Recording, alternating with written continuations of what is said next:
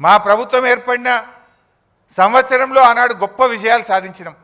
కేసీఆర్ గారు మొదటి సంవత్సరంలోనే ఎన్నో ఏళ్లుగా రైతులు, పారిశ్రామికవేత్తలు, ప్రజలు ఇబ్బంది పడుతుంటే ఒక్క సంవత్సరంలోనే విద్యుత్ సమస్య పరిష్కారం చేసి 24 గంటల కరెంట్ ఇచ్చి చూపించిండు కేసీఆర్ గారు. మిషన్ కాకతీయతో మొదటి సంవత్సరంలోనే చెరువుల పునరుద్ధరణ కార్యక్రమాన్ని ప్రారంభించింది కేసీఆర్ గారి ప్రభుత్వం. అదేవిధంగా మీడియం ఇరిగేషన్ ప్రాజెక్టులు అనేక ప్రాజెక్టులు పూర్తి చేసినాం. పెండింగ్ ప్రాజెక్టులను రన్నింగ్ ప్రాజెక్టులుగా మార్చి లక్షలాది ఎకరాలకు నీళ్లు ఇచ్చినాం. మరి నువ్వేం చేసినవే? 2 ఏళ్ళైంది నీ గవర్నమెంట్ వచ్చి. ఒక్క చెరువు దవ్వినవా? ఒక్క చెక్ డ్యామ్ కట్టినవా? ఒక్క కాలువ దవ్వినవా? ఒక్క ఎకరానికన్నా నీళ్ళు ఇచ్చినవా అని నేను అడుగుతా ఉన్నా. మీరు ఎంతసేపు కేసులు పెట్టుడు, కమిషన్లు వేసుడు తప్ప నువ్వు యాన్నన్ను ఒక రైతుకు ఒక్క ఎకరానికి నీ 2 ఏళ్ల పాలనలో నీళ్ళు ఇచ్చినవా అని నేను అడుగుతా ఉన్నా. చేసినావు 2 ఏళ్లలో ఏమైనా చేసినావు అంటే ఢిల్లీకి కమిషన్ల మూటలు తీసుకుపోయినావు, ప్రతిపక్షాల మీద కమిషన్లు వేసినావు. Electricity commission, Kaleshwaram commission. ఇంతకు మించి నువ్వు చేసింది అయితే ఏం లేదు. ఇవాళ ఎంతసేపు శ్వేతపత్రాల నుంచి కమిషన్ రిపోర్ట్ల దాకా బద్నాం చేసే కుట్ర తప్ప అసలు జరిగింది అయితే ఏం లేదు. నాకు తెలిసి వచ్చే 2 ఏళ్లలో కూడా నేనేం చేయడు, గిదే ముచ్చట. ఈ వీటి మీదనే సినిమా సీరియల్ నడిపినట్టు నడుపుతాడు తప్ప వీళ్ళు చేసింది లేదు, రేపు చేయగలిగేది కూడా లేదు. ఇవాళ ఒకటైతే మనకు స్పష్టంగా అర్థమవుతుంది, కాళేశ్వరంను పడావు పెట్టాలి, బంకచెర్లకు నీళ్లు జారగొట్టాలి, గింత కనబడుతుంది. ఎందుకంటే అది ఇమీడియట్గా రిపేర్ ఉన్నది. 2 పిల్లలు గుంగిపోయినాయి. ఎన్డీఎస్ఏ కూడా చెప్పింది 7th బ్లాక్ను మల్లగట్టు వాడు అని చెప్పింది. అంటే దాన్ని కట్టేది లేదు, నీళ్లు వాడేది లేదు, నువ్వు కట్టద్దు, బంకచెర్లకు నీళ్లు జారాలి, మీ గురువుకు శిష్యరికం, గురుదక్షిణ చెల్లించాలి. ఈయన ఇంతకు మించి అయితే కనబడతలేదు. సరే, చరిత్రలో చాలా చూసినాం. ఆ రోజుల్లో బ్రిటిష్ కాలంలో సర్ ఆర్థర్ కాటన్ గారు ఆ రోజు బ్యారేజీలు నిర్మించారు.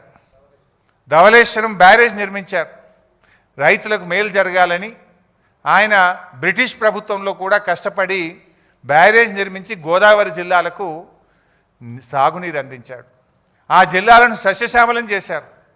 ఆ రోజుల్లోనే బ్రిటిష్ ప్రభుత్వం కాటన్ మీద కూడా కమిషన్ వేసింది. కాటన్ మీద హెమింగ్టన్ అనేటువంటి కమిషన్ ఒకటి వేశారు. ఆ కమిషన్ 900 ప్రశ్నలు అడిగింది. ఏది బ్యారేజీ కట్టి నీళ్ళు ఇచ్చినటువంటి కాటన్ గారిని 900 ప్రశ్నలు అడిగి చాలా కాలం వేధించింది. కానీ ఏం జరిగింది లాస్ట్కు? ఇప్పటికీ కూడా సర్ ఆర్థర్ కాటన్ గారు ఆ గోదావరి జిల్లాల ప్రజల గుండెల్లో నిలబడి ఉన్నాడు. ఈరోజు కూడా ఆయనని ఇప్పటికి కూడా దేవుళ్లాగా కొలుస్తూ ఉంటారు. నేను ఇప్పుడు ఈరోజు చెప్తా ఉన్నా, డెఫినెట్గా కేసీఆర్ గారు కూడా రేపు చరిత్ర పుటల్లో తెలంగాణ ప్రజల గుండెల్లో శాశ్వతంగా నిలిచిపోతాడు. ముమ్మాటికి కాళేశ్వరం తెలంగాణకు వరప్రదాయినే. తెలంగాణ భవిష్యత్తుకు ఒక గుండెకాయ లాంటిది కాళేశ్వరం ప్రాజెక్ట్. అఫ్కోర్స్ ఈ విషయం రేవంత్ రెడ్డి కూడా తెలుసు. నేను జోక్ చేస్తలేను, సీరియస్గా అంటున్నా. ఎందుకు ఈ మాట అంటున్నా చెప్పాలనా? కాళేశ్వరం కూలిందనేది ఆయన్నే. మొన్న యాదాద్రి జిల్లాలో పోయి గంధమల్ల కొబ్బరికాయ కొట్టిండా లేదా? గంధమల్ల ఏంటిది? Continuation of Kaleshwaram. మరి కూలిందనేది నువ్వే, గంధమల్ల ప్రాజెక్టు కొబ్బరికాయ కొట్టేది నువ్వే, కూలిందనేది నువ్వే. మూసీకి నేను కాళేశ్వరం నీళ్లు మల్లన్న సాగర్ నుంచి తెస్తా అని 6,000 కోట్ల రూపాయలకు టెండర్లు ఫైనల్ చేసినావా లేదా? మరి కాళేశ్వరం కూలిందంటావు, కాళేశ్వరం నీళ్లు 6,000 కోట్ల రూపాయలతో తెచ్చి మూసీలో పోస్తా అని టెండర్లు ఎట్లా ఫైనల్ చేస్తావు బిడ్డ? అంటే నువ్వు అబద్ధాలు చెప్తున్నావు, గోబలు చెప్తున్నావు. సో ఎప్పటికైనా కేసీఆర్ చేసిన నిర్ణయం తన కోసం కాదు, 100 ఏళ్ల రాష్ట్ర భవిష్యత్తు కోసం ఆలోచించి కేసీఆర్ గారు మల్లన్న సాగర్ లాంటి ప్రాజెక్టులను, కాళేశ్వరం ప్రాజెక్టును వారు నిర్మించడం జరిగింది. ఇక ఉత్తమ్ కుమార్ రెడ్డి నిన్న ఇంకో మాట మాట్లాడి, ఆయన మాట్లాడుకుంటూ లేదు మేము ప్రాణహిత చేవెళ్ళ ప్రాజెక్టులో అదేంది 11,000 కోట్ల రూపాయలు ఖర్చు పెట్టినాం, రాష్ట్రం ఏర్పడే వరకే దాదాపు 32% ఖర్చు పెట్టినాం అన్నాడు. ఆయన బిల్డప్ ఎట్లుంటుందంటే ఇక సత్యహరిశ్చంద్రునికి తమ్ముని లెక్క బిల్డప్ ఇస్తాడు. సత్యహరిశ్చంద్రుడే దిగచ్చిండా, అబ్బా ఉత్తమ్ కుమార్ రెడ్డి ఇంత నిజాయితీగా మాట్లాడిండా అని మాట్లాడతాడు. ఆస్కార్ అవార్డు ఇవ్వచ్చు ఆయనకు. వాస్తవానికి చెప్పాలంటే 2014 రాష్ట్రం ఏర్పడే నాటికి ప్రాణహిత చేవెళ్లలో పెట్టిన ఖర్చు కేవలం 3700 కోట్లు మాత్రమే. మీరు చేసిన పనులు కేవలం 3700 కోట్లు మాత్రమే, నాట్ ఈవెన్ 10%. కానీ ఆయన ఏం చెప్పిండి నిన్న 11,000 కోట్ల రూపాయల పనులు చేసినాం, 32% పని చేసినాం. అబద్ధాలకు కూడా హద్దు పద్దు ఉండాలి. నువ్వు అసలు గుండెకాయ లాంటి తమ్మిడి హట్టికి ఢిల్లీలో, మహారాష్ట్రలో, ఆంధ్రప్రదేశ్లో కాంగ్రెస్ ప్రభుత్వం ఉన్నా, ఆనాటి క్యాబినెట్లో నువ్వు మంత్రిగా ఉన్నా కనీసం అనుమతి కూడా తేలేదు. నా సిడబ్ల్యూసి అనుమతి తేలేదు, నా మహారాష్ట్రతో ఒప్పందం చేయలేదు. ఇంకా సిగ్గు లేకుండా 32% పనులు చేసినాం. కమిషన్లు దొబ్బిండ్రు మీరు ఆ రోజు. మొబిలైజేషన్ అడ్వాన్స్ పేరు మీద, సర్వే అండ్ మొబిలైజేషన్ అడ్వాన్స్ పేరు మీద 2300 కోట్ల రూపాయలు జేబులు నింపుకున్నారు, కమిషన్లు దొబ్బిండ్రు, ప్రజలకు అన్యాయం చేసిండ్రు. 4 ఏళ్ల ప్రాజెక్టు పూర్తి చేస్తామన్నారు. 7 ఏళ్ళు అధికారంలో ఉంటే తట్టడు మట్టి కూడా తమ్మిడి హట్టి దగ్గర తవ్వకుండా ఈ రాష్ట్రానికి అన్యాయం చేసింది కాంగ్రెస్ పార్టీ. ఇంకా మీరు ఈరోజు మాట్లాడుతూ ఉన్నారు. ఇకపోతే కాళేశ్వరం మీద నిన్న గవర్నమెంట్ ఒక 60 పేజీల రిపోర్ట్ బయట పెట్టింది. సరే, నేను ఇందాకే చెప్పిన నిజాలేంది అబద్ధాలేంది 650 పేజీల రిపోర్ట్ పెట్టే బయటకు వస్తుంది. బట్ నిన్న గవర్నమెంట్ చెప్పిన దాంట్లో 4 అంశాలు ప్రధానంగా చెప్పారు. ఒకటేమో తమ్మిడి హట్టి నుంచి మేడిగడ్డకు మార్చినటువంటిది అది సిన్సియర్గా, హానెస్ట్గా అనిపించలేదు అనేది ఒక కామెంట్ చూశాను నిన్న. రెండవది, రిటైర్డ్ ఇంజనీర్లు మేడిగడ్డ దగ్గర నిపుణుల కమిటీ మేడిగడ్డను వద్దన్నదని ఒక 50 సార్లు రాసిండ్రు నిన్న. దాని సంగతి ఏందో ఇప్పుడు బట్టలు పెట్టేట్టు చెప్తా వీళ్ళది. నిపుణుల కమిటీ మేడిగడ్డను వద్దన్నదట. ఇక మూడో విషయం ఏం చెప్పే ప్రయత్నం చేసిందంటే క్యాబినెట్ ఆమోదం లేదు అని చెప్పే ప్రయత్నం చేసిండ్రు. ఈ 3-4 విషయాల మీద నేను ఆరోపణలు చేయను, నిజాలు ఆధారాలతో సహా చూపిస్తాను. సో ఫస్ట్ దానికి పోదామిగా. తమ్మిడిహట్టి వద్ద నీటి లభ్యత లేకపోవడం, అసలు అది తమ్మిడిహట్టి నుంచి మేడిగడ్డకు మార్చడం మాకేదో సిన్సియర్గా అనిపించలేదు అన్నారు. ఒకసారి లెట్ us సీ దట్. ఇది నేను చెప్తున్నది అయితే కాదు, ఇది కేంద్ర ప్రభుత్వం సెంట్రల్ వాటర్ కమిషన్ మనకు రాసిన లేఖ, లెటర్ నంబర్ 1. ఇది 18/2/2015 మన రాష్ట్రానికి వచ్చింది. ఇందులో ఏం రాశారో ఒకసారి చదివి వినిపిస్తాను.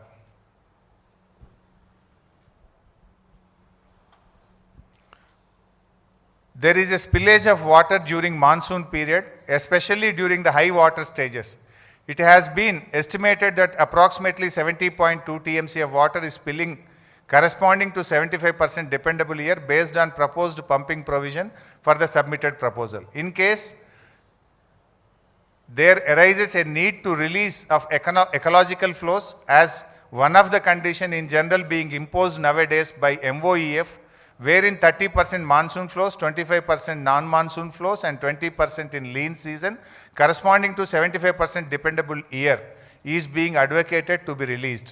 Under such circumstances, the proposed diversion of 160 TMC of water may not be available for utilizations.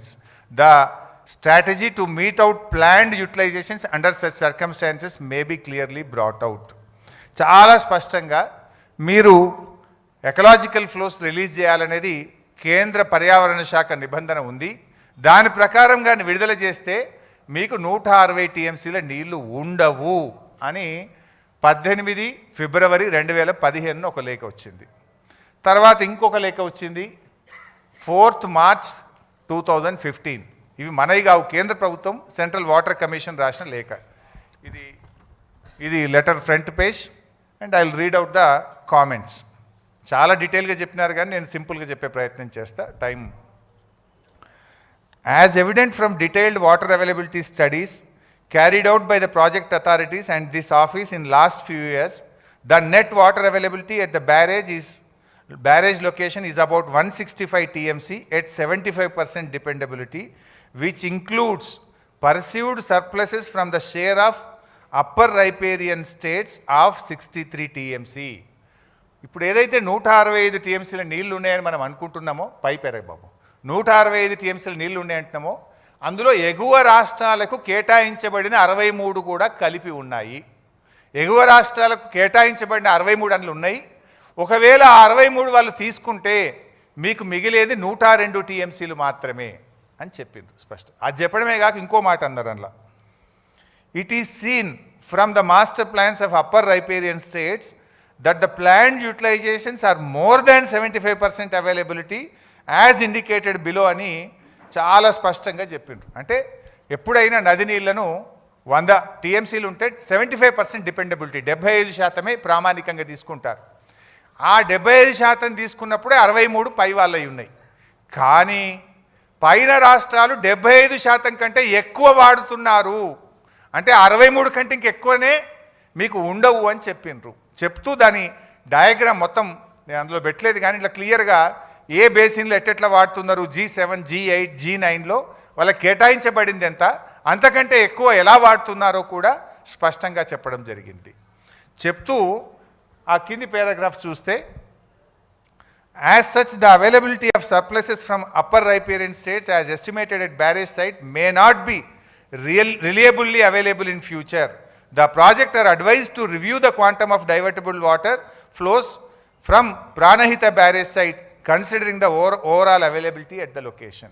నీళ్ళు లేవు, we are advising the project authority review చేసుకోండి, ప్రత్యామ్నాయం చూసుకోండి అని స్పష్టంగా 2వ లెటర్లో కూడా తేల్చి చెప్పారు. నీళ్లు లేవు అని ఇంత స్పష్టంగా ఒకవైపు సెంట్రల్ వాటర్ కమిషన్ చెప్తూ ఉంటే ఇంకొక వైపు వీళ్ళు ఏం కామెంట్ చేస్తారు, దే ఆర్ నాట్ సిన్సియర్. అంటే we have not decided, it is told by CWC. Central water కమిషనే చెప్పింది, ఒక్క లెటర్లో కాదు 2 లెటర్లలో చెప్పింది. నీళ్లు లేవని కొండబద్దలు కొట్టి సెంట్రల్ వాటర్ కమిషన్ చెప్తూ ఉంటే మీరు ఎందుకు మార్చిండ్రు, మీ మార్పు సిన్సియర్గా అనిపిస్తలేదు అని నిన్న కామెంటు రాష్ట్ర ప్రభుత్వం విడుదల చేసింది. అందులో ఇంకోటి రాసింది నిన్న, సెకండ్ స్లైడ్. ఇదైతే మరీ జోక్. నిన్న ఒకటి ఏం పెట్టిందంటే, ఉమాభారతి గారు ఒక లెటర్ రాసింది తెలంగాణ ప్రభుత్వానికి, దాంట్లో హైడ్రాలజీ క్లియరెన్స్ వచ్చిందని చెప్పిండ్రు అని చెప్పి నిన్న ఒక లెటర్ రాసిండ్రు. Next page. అదే ఉమాభారతి రాసిన లెటర్లో నేను మీడియాకు కూడా ఈ ఫుల్ లెటర్ రిలీజ్ చేస్తాను. నిన్న గవర్నమెంట్ రిలీజ్ చేయలేదు, I will release the full letter. Next slide. అదే ఉమాభారతి గారు రాసిన లెటర్లోనే ఉంది నీళ్లు లేవు అని. యు సీ బాబు డిస్టర్బ్ చేయొద్దు నాన్న ప్లీజ్, డిస్టర్బ్ చేయొద్దు నాన్న, చైర్లు వద్దు, డిస్టర్బ్ చేయకండి, 5 minutes ప్లీజ్. అదే ఉమాభారతి గారు రాసిన లెటర్లోనే పూర్తిగా పెట్టు బాబు. పేజ్ నెంబర్ 3లో ఆవిడే క్లియర్గా చెప్పింది. మీరు లాస్ట్ లైన్ చూడండి. Under such circumstances, the proposed diversion of 160 TMC of water may not be available for utilizations. The strategy to meet out planned utilizations under such circumstances need to be clarified. Uma Bharti గారే రాసిండ్రు, నీళ్లు లేవు, 160 TMCల నీళ్లు ఉండవు, మీరు ప్రత్యామ్నాయం ఆలోచించుకోండి అని ఆ లెటర్లోనే రాసిండ్రు. కానీ నిన్న కమిషన్ రిపోర్ట్ పేరిట నిన్న రాష్ట్ర ప్రభుత్వం చేసిన డ్రామా ఏంది, అప్పటికే హైడ్రాలజీ క్లియరెన్స్ వచ్చిందని ఉమాభారతి రాసిండ్రు అన్నారు. ఇది ఉమాభారతి గారి లెటరు. ఆ లెటర్లోనే చాలా స్పష్టంగా 160 TMCల నీళ్లు లేవుగాక లేవు అని తేల్చి చెప్పారు. ఇది ఉమాభారతి గారి లెటరు. దీని తర్వాత ఉమాభారతి కింద ఉండే సెంట్రల్ వాటర్ కమిషన్ ఫిబ్రవరి నెలలో ఒకటి, మార్చి నెలలో ఒకటి కూడా నీళ్లు లేవు, ఉండవు, ప్రత్యామ్నాయం చూసుకోండి అని చెప్పింది. 3 ఆధారాలు ఉన్నాయి. ఇక ఇంత స్పష్టంగా ఉంటే వీళ్ళు దాన్ని తప్పుదో పట్టించే ప్రయత్నం చేస్తున్నారు.